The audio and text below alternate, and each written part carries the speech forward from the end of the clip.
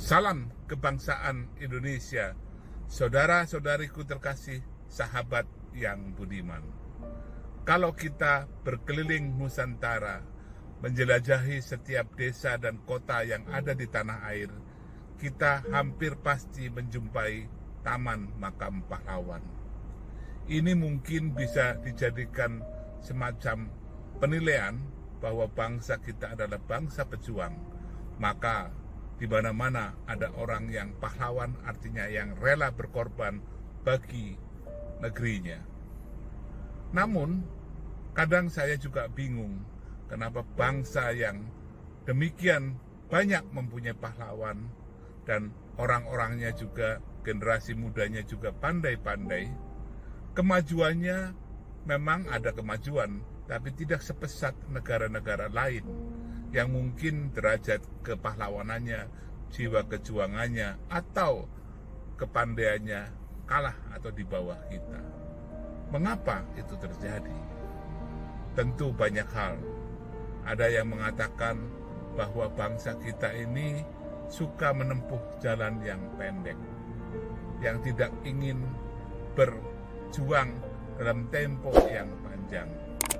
Orang yang pandai segala macam, begitu mencapai kedudukan tertentu, langsung pikirannya ingin segera kaya, ingin segera hidup terhormat dan segala macam.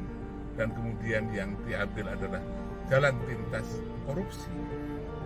Makanya tidak heran kita termasuk negeri yang indeks korupsinya cukup tinggi dan kita menjadi negara yang banyak koruptor, bahkan dari kepemimpinan di level pusat sampai daerah banyak sekali yang terkena KPK dan harus masuk penjara. Namun tidak cerah dan selalu ada dan ada. Itu kata sebagian orang yang mau mencoba menganalisa kenapa bangsa yang demikian punya jiwa kejuangan, demikian berlimpah kekayaan alamnya, demikian pandai para generasi mudanya, tapi kemudian kemajuannya tidak sepesat bangsa lain yang semua ukurannya di bawah kita. Tapi saya berpikir ada hal lain yang menjadi faktor penyebab selain korupsi itu, yaitu bangsa kita cepat puas diri. Banyak hal-hal yang belum matang sudah di blow up seakan-akan sudah matang, sudah merasa jagoan, dan hal-hal yang sebenarnya sederhana saja sudah dinilai begitu besar, dipuja-puji sini-sini, seakan-akan itu sudah luar biasa. Penemuan-penemuan kecil yang kalau diurai demikian panjang atau capaian-capaian kecil sudah membuat kita puas diri dan kemudian dianggap ini adalah sebuah penemuan yang luar biasa. Padahal mungkin bagi negara lain itu biasa-biasa saja. Dan terbukti kemudian sebentar sudah hilang dan sirna.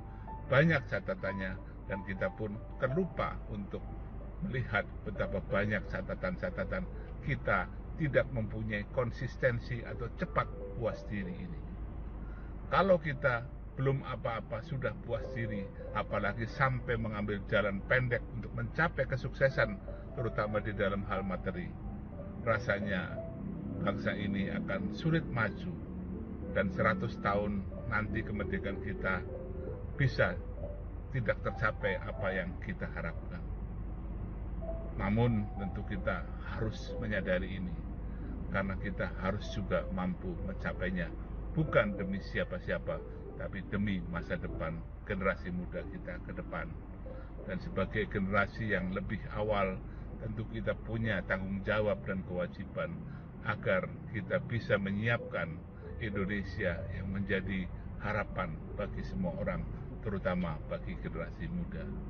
Semoga budaya korupsi lama-kelamaan akan menyusut, diganti dengan berlomba-lomba mencapai prestasi dengan karakter yang mulia.